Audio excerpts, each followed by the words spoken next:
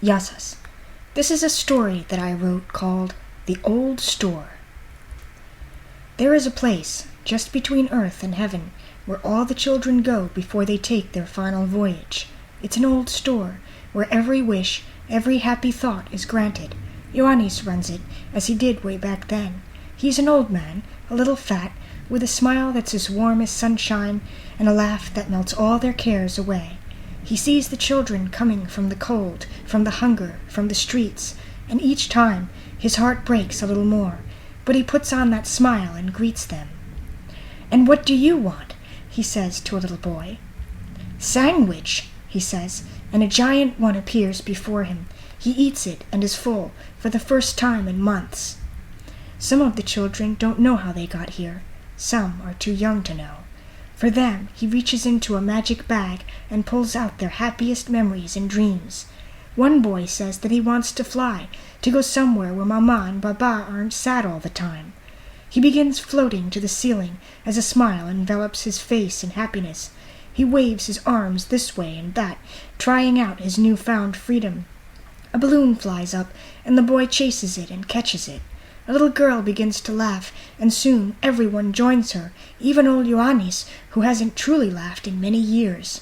The boy comes to the ground, and, still clutching his prize, passes peacefully into the other world. The girl asks, "What was it like back then, when you had the store on earth? Show me." A slow, sad smile finds its way to the old man's lips as he snaps his fingers. The store is now full of people, a little family, 2 boys at the soda fountain, a grandmother picking up sweets for her grandchildren. A couple buying flowers to celebrate their first wedding anniversary stops in for a bag of treats as Ioannis throws in some extra chocolates for the happy occasion. The little girl cries. "We never get sweets," she says. "Mama says they're too expensive." He hands her a giant bag of all sorts of sugary snacks as the image fades and the little girl goes to meet the other children. The store is quiet now, but not for long. Soon, he knows, there will be more of them. Soon there will be tears and pain and sadness that not all the pretty balloons and the cookies and the candies in the world can ever stop. He turns, then, a painful lump in his throat, and meets his namesake, another old man, with a uniform that looks as ancient as time itself. "And what do you want?" he says.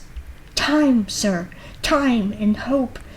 Not for me, but for the children, the little ones who never even got to live." The general pats his shoulder, a sad, far-away look in his eyes. "I thought I had all the time in the world," he says. "Time to make things right, to change our country, but it was all a dream. Nothing worked." "You changed me," said Ioannis. "You made me want to give. That's why I made the store.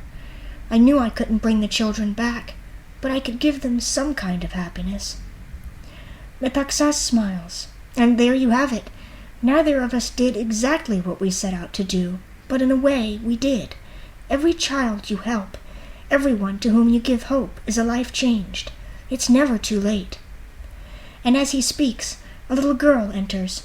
She is dirty and crying, and as Ioannis reaches her and hugs her and sees the look on her face change to joy, he notices something different. She has a glow about her, almost a living glow. "Wait," he says as she starts to pass through the door. "You're going the wrong way." "No, Papu, I'm not," she says, revealing a face that he hasn't seen in many decades, a face that haunts his dreams. He remembers the car, the ice, the screams, and the guilt. Now all of that is gone as she looks at him with love in her eyes. "I'm going back. I want to grow up and start my own family." And with that, her spirit crosses the threshold into a new body, a new life. "Hope," says Metaxas as he disappears in a flash of light. Ioannis sighs and smiles as the door opens once more. The end.